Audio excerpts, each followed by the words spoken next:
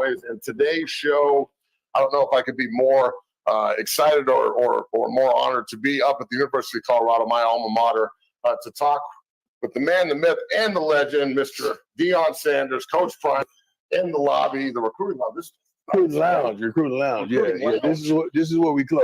I love it. I came up and Coach Phillips was up here getting his nails done. Looking good. We do that every week. Yeah, looking good and feeling good. Hey, everybody, this is just a reaction to the interview from Coach, it was yesterday that he came on. A lot of our Anybody wants to hit viewership, the link, feel free to join. Proud Colorado alum and You know what from you the think state. of Mr. Just talk about your McChez, first year in Colorado. I know last year you stepped off the plane and walked into Folsom at midnight. That had to be a pretty surreal. Unbelievable, man. Talk about your first year in Colorado. The fan base is tremendous. The hope and the desire and the want is phenomenal. Everywhere we've gone, everywhere we frequented, coaches included, and my family, we're in love. We're in love with Boulder, Colorado. We're in love with Breckenridge. We're in love with Vail. We're in love with everything you can think of around here in Denver.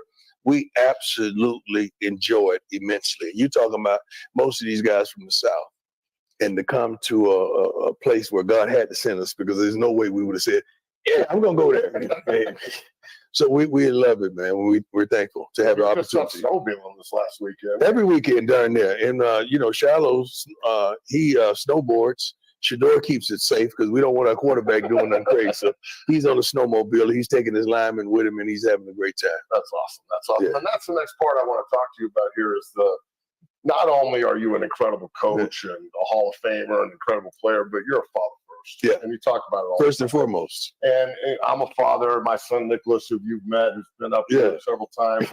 Yeah. It's you know what I'm thinking. I know. You know what I'm thinking. Yeah, he's been here. He's definitely been here. And so, but talking about Shedeur and Shiloh, being able to not only coach them and push them on the field, but then watch just the growth. And they're ballers, man. Let's start off with they're ballers. It ain't no dad ball. Never been dad ball. I've been coaching from youth on it. I'm harder on them than I'm probably are on everyone else because I know the expectation, and I don't expect them to be the best, but I expect them to give me their best. And that's our deal. That's been our deal from day one. But these kids are very impactful to this program. And the attitude that Shiloh brings in the secondary when he's on the field or off the field, you've seen it in the UCLA game.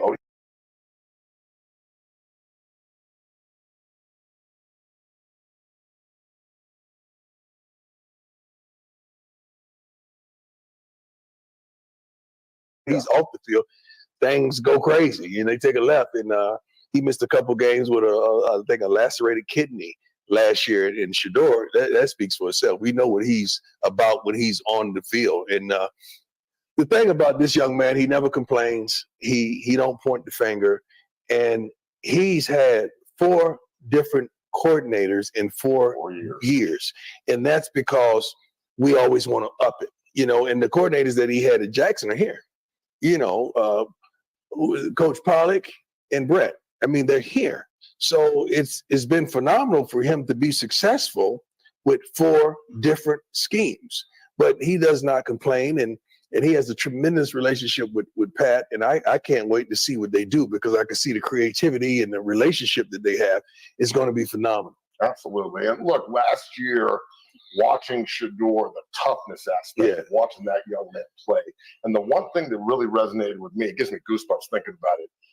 CSU in Folsom out there, Gave you goosebumps? Weird. Struggled the whole game. 6 lays into him and kind of gets the best of him. Shedeur gets up, smiles at him, spits blood, and you wipe it off with your sleeve. Right. And he goes out there and wins in double overtime and throws up the watch. As a father and a coach, was that the moment where you were, I know you already knew, but was that another step in just the growth, the maturation part? Everything you're seeing, we've been there before. Right. Everything you're seeing with those 2 young men, we've done it before. You're just getting a chance to see it in a Colorado uniform. But everything that we've seen, we know. Like I'm mic'd every game, so for the documentary and everything. So you could hear me. You could replay the documentary. When we got the ball back, I said he's going to drive us down. We're going to win. And I told Coach Kelly that was sitting right beside me. we're gonna win because I know how he Auto insurance all seems the same until it's time to use it. Sorry With about that, USAA, guys. it's easy to find. performs Stupid ass. when we're on stage, like at the highest level when it's pressure. He don't feel it. He applies pressure. And I just know my boys, man. I really do. And this kid is unbelievable.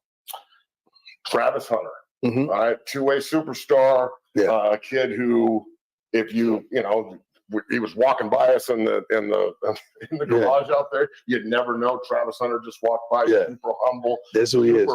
I really hope we stop this two-way Travis Hunter narrative. I mean, he's an amazing player. Would love to see him on wide receiver only. I want to see 100% Travis at wide receiver than 50% Travis playing wide receiver and cornerback. That's a stupid narrative. We've been there, done that. It's time to move on from that. Hungry. I mean, he's him. Everyone knows that. But Yeah. have you ever seen? I mean, other than when you look at Yeah, Twitter, have you yeah. ever seen a two-way player like that before? I'm not going to say I have because Travis has so many intangibles. Not only is he a great player, but Travis is a great young man. He's a great young man. He's the man. Travis, take the crib. If you just take the crib for the weekend, if that's Agree what you with want. that. You know, he's just a good human being, and his upside is phenomenal. And he loves the game. He loves the practice. He loves to compete, and he loves the challenges. Now, do you guys sit around and I know the future is fleeting. Mhm. You know, you're only promised tomorrow, or you're not promised tomorrow. You got to live in the present. It's the way Right. I operate. I know that's the way that you operate. Right. But with the potential of having Shedeur and Travis both in the Heisman race going into next Yeah. year, that's got to be pretty exciting. Well, it's not only exciting; it's great for the rest of the team. Forget the Heisman. Let's think about It's exciting and scary. That means we have 1 year to make this successful. And if we don't get a big time quarterback on board to take over for sure when he leaves, it's going to be abysmal from after next season.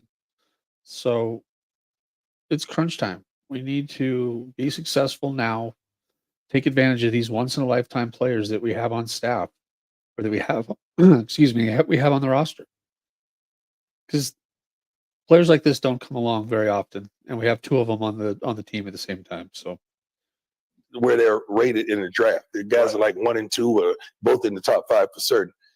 You know how many scouts gonna be on those sidelines for spring, for fall? Coming to watch them, they're going to see. Yeah, them. but they're gonna get to see our other kids. They're going to get to see the linemen that we brought in, the defensive ends, the pass rushers, some guys in the secondary. I mean, they're going to get to see the tight ends. They're going to get to see everything that we feature. Our wonderful 2 of our kickers that are phenomenal. 3 of them are phenomenal. They're going to get to see all those components of this team, and that's what it's all about. No matter what they really came to, but then when they see that, they're going to say, "Wow, did you see that receiver that Shedeur is throwing to? Who is that? Let me find him, because this kid is unbelievable." Like, that's what you're going to see. And it's going to be a draft factory, and we're going to win. Absolutely. And look, Yeah. I just got done talking to Coach Lodehold. He came up. Yeah. We got a chance to talk for about 10 minutes. You know, obviously coming from Oklahoma and that offensive line factory there, that hire is out of the home. But out of the park he's a home run. pro. Talk about Coach Lodehold. You got to understand, he's a pro. Yep. We're building a environment where these guys have matriculated from the NFL as a coach or as a player that come to really give these guys direction. It's hard to tell a guy where to go that you hadn't been. Those directions are tough. Amazing. I'm trying to tell you how to go and how to get there, and I ain't been there myself. That's kind of tough. I can't tell you how to get to Vail unless I've been there. I can tell you what's all on the streets, the shopping, where to get the outfit. I can tell you. Just go up I-70 Prime. It's not hard to find. All that because I've been there several times. And that's what we want this environment for our young men. So it's probably only 3 coaches on the staff that don't have NFL connections. So the rest of these guys, when they speak, these kids are like, "Give me more, coach." And they speak with a definitive voice that I've been there, I've done that. Just shut up and listen, and I can get you there.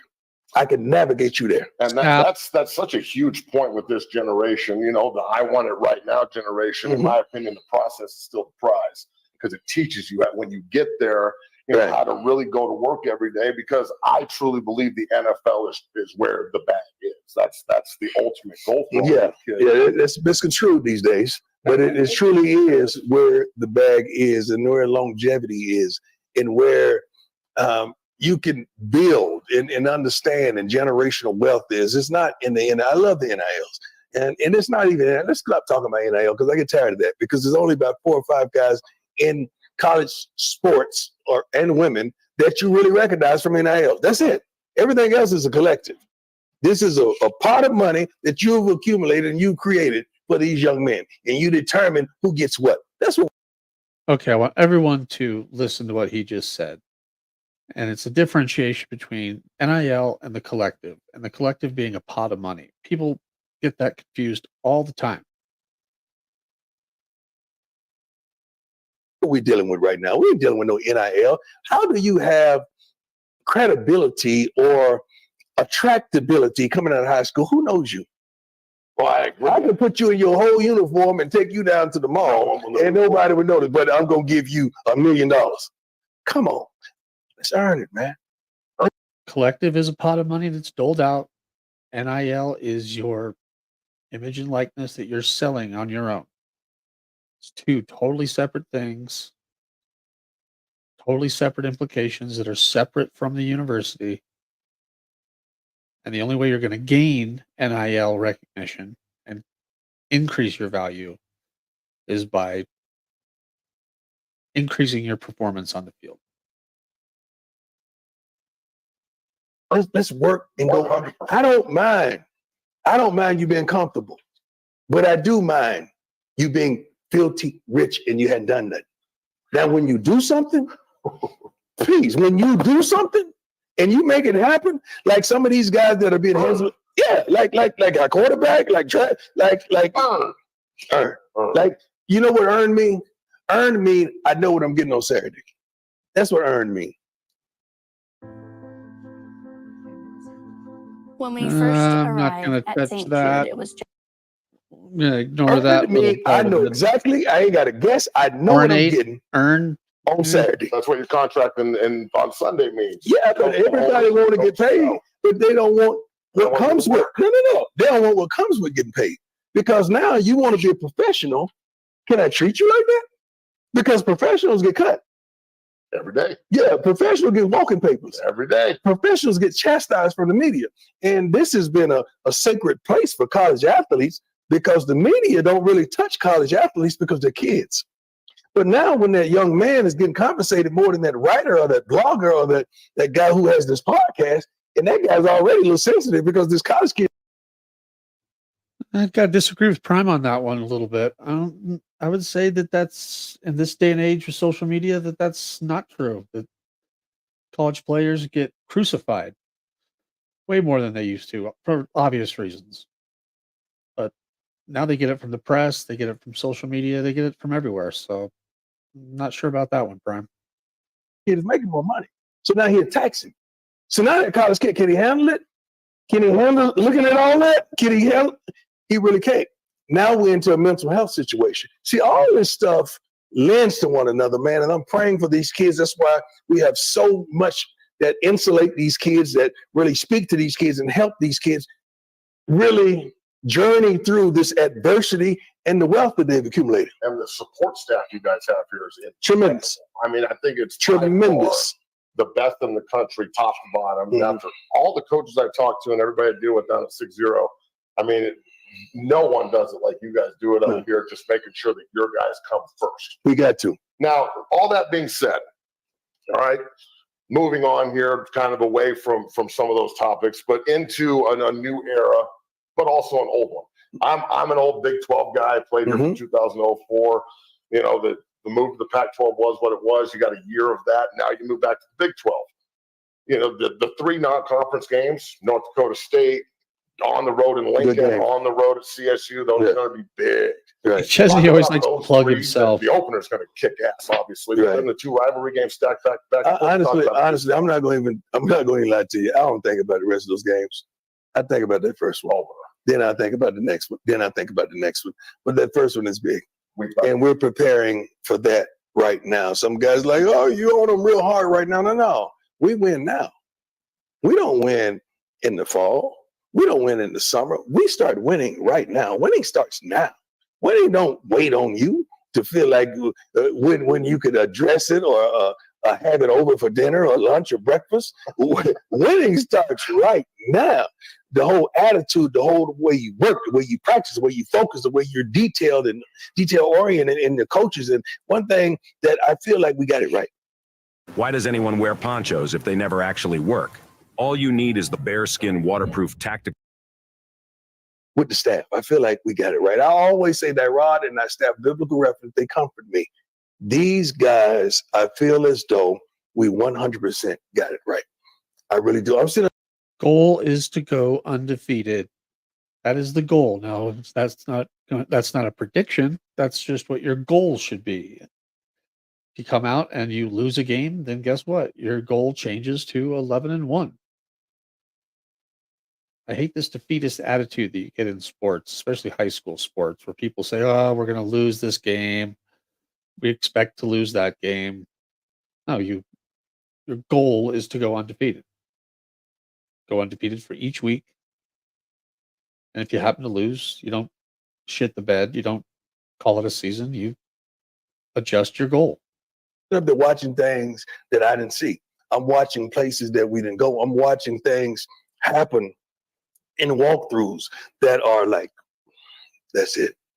The details and the teaching and the just on the details of the little things and the commitment to excellence, man. Maybe you can't describe it, but when you see it, you know it. You know it. Right. And you know, when you see these big guys getting downfield in walkthroughs, when the linemen are running downfield 15 to 20 yards in walkthroughs, you're like, I had to yell at y'all last year to do that. Now you just, because it's a whole new game, it's a whole new day. Like, these guys are serious about going pro.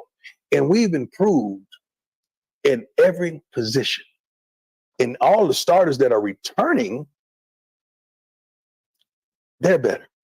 Because the scheme, because the thought process, because the familiarity that they have right now, they're better. So I can sit up here comfortably and say, at every position, we've gotten better.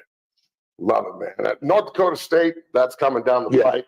But the spring weekend now is coming right around the corner. Yeah. Now, usually it's just spring game. Mm-hmm. You know, 2 years ago at the spring game, it was like me and 15 other people. And then last year at the spring game, it was me and the entire state of Colorado and everybody. Quit lying. You weren't there. And that's what we want. Well, and that's what we want. That's what we want. But now you're revolutionizing that as you do. Talk about the spring weekend a little bit, as much as you can. We wanted to be a whole primetime weekend. We branded it so everybody around the country knows, not just our fan base.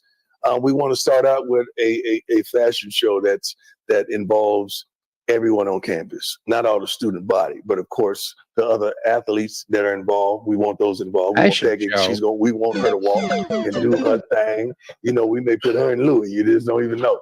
I mean, there's so many people that have reached out to involve themselves in what we're trying to accomplish here.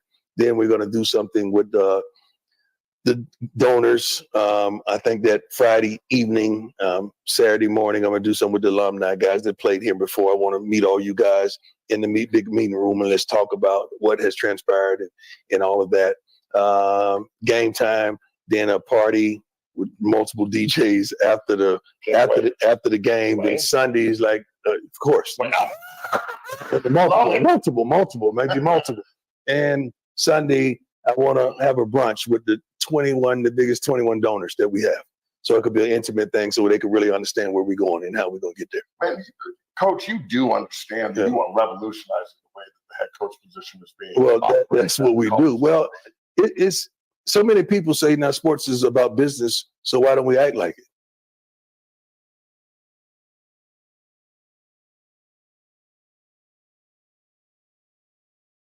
You know, just because I have the business acronym, don't criticize. You know, don't ostracize. But because I have that, and I'm able to see through the smoke, and we got some surprises for the kids that they're going to be elated. They're going to be elated that weekend. I promise you. And look, as a small business owner myself, I am constantly trying to learn from individuals like you and the ability to take that next step in business and really, make a name Small for yourself business off of owner. your brand and things of that nature. When you're talking to your team about not only the importance, and you said this about your shoes, which I mean, if you got a pair of 14s, I'm going to see Schmidt. But like, you were talking about this, like the shoe only sells if you ball. You're successful. So is that, I know that's at the forefront of everything you tell them. And all this other stuff Don't matter. smoke. It don't matter. Can you play? You got a ball. Nothing that I've ever accomplished would have worked if I didn't ball.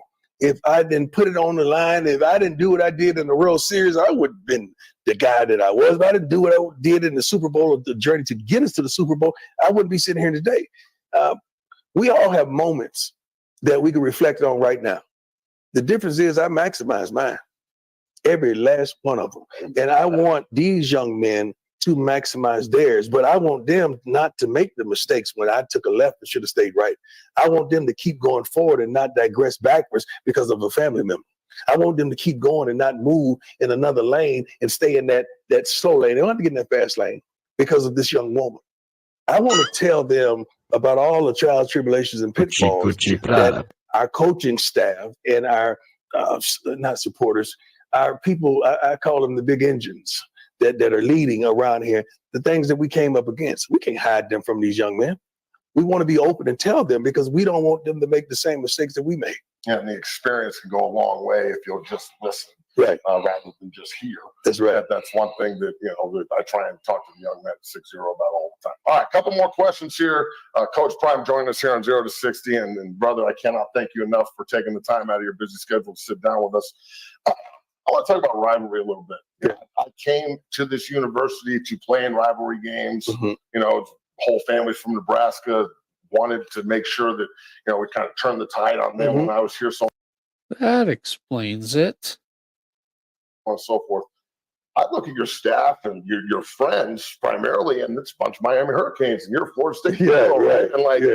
And the National Football League, you find out real quick that your rivals turn into your teammates, turn into your boys. Right. Talk about rivalry a little bit, and just Coach Sapp's going to be here. Yeah. Those are my guys. You got to understand, we were friends before we chose colleges, and we were friends while we participated in colleges. So, like real knows real, we could be all on different teams. McChesney's from Nebraska.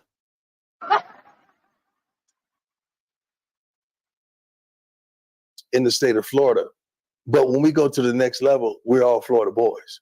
So at the end of the day, the Florida boys are going to stick together. I think we have close to 20 Florida young men on this team because there's something about the DNA down there that I love. Different. That is, it's different. It's just different. And I absolutely adore it.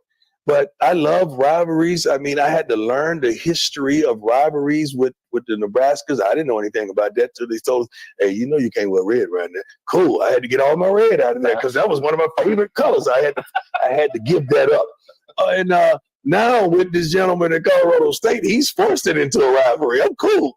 I was cool, but he made it what it is, and I cannot wait. So I love that kind of stuff. You got to understand, I'm not one, and you would appreciate this. When I go out for a game, my normal ritual, and Neely could attest to this, I usually, from high school on, pros, I used to go out and jog around the field and get myself loose and get ready. So now that I couldn't run, so I used to walk around the field and get myself loose.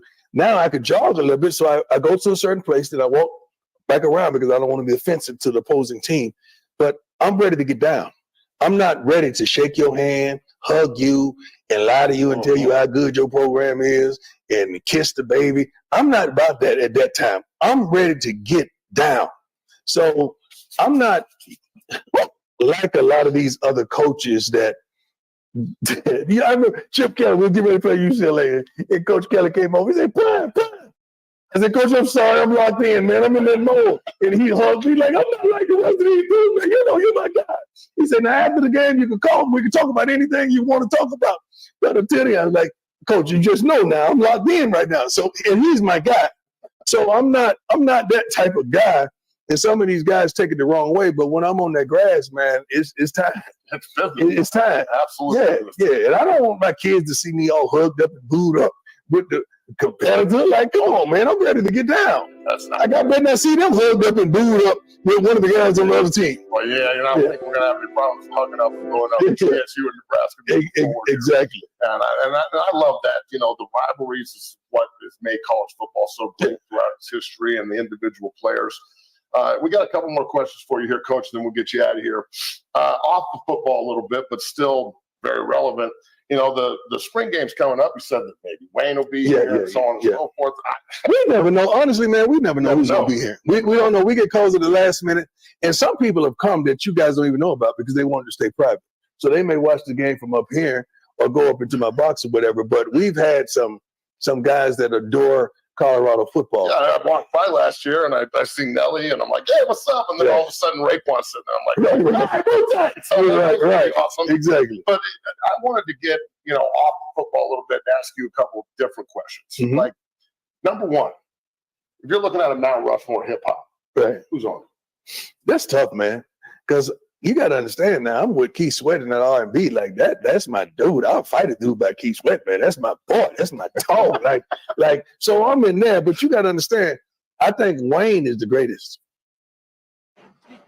Jorge has always put the ones he loves first. But when it comes to caring for his teeth, I would have to agree with you. Wayne is the greatest ever. But I'm going to put Snoop up there because Snoop is my dog. And I'm going to leave it. I'm going to leave Wayne, it. Snoop, I'm going to leave and it. then 2 question marks?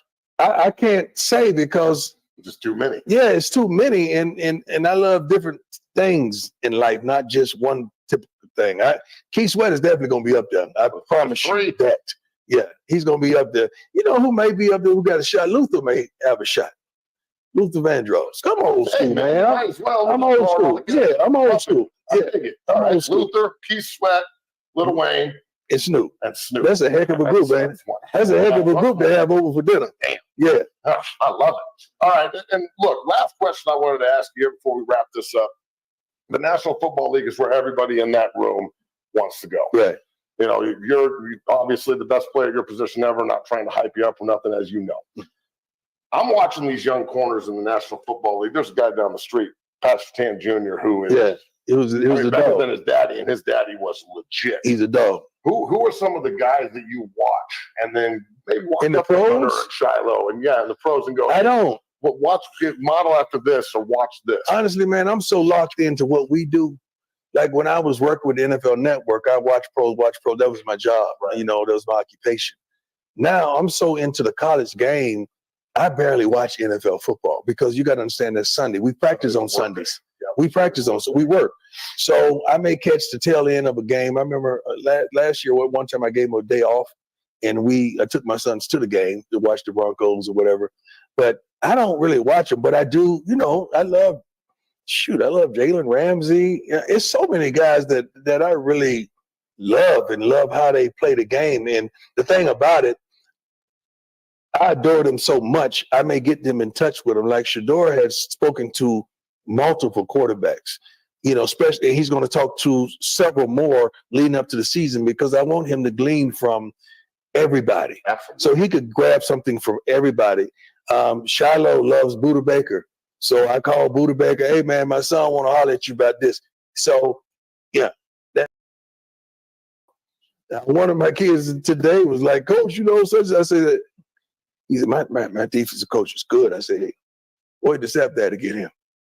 He gonna get in your butt. He gonna challenge you every minute you can fathom. I promise you. Wait till he get here. I can't wait. Yeah. So Coach Sapp's going to be here in March. Yeah, yeah. Talk about Coach Warren Sapp being on the crazy. field, being able to teach. You It's know, crazy. that counter chop, grabbing the hand. He has so much in him, like so many other guys, even yourself. You have so much in him that you just want to give. What you gonna do with it? What you gonna do with it? Take it to the grave? You know what you gonna do with it? So you got to get it out. You got to pour it out.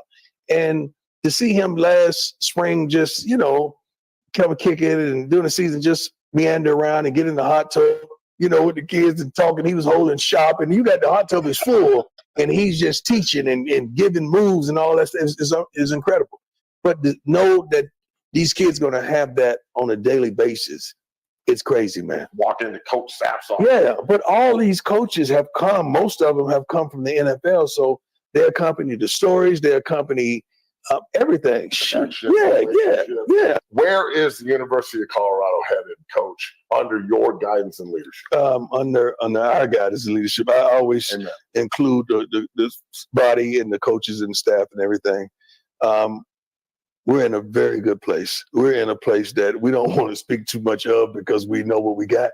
Like we know what we got. We know what we got. And the 2 deep depth chart right now that we could just guess is unbelievable. Like the depth of it.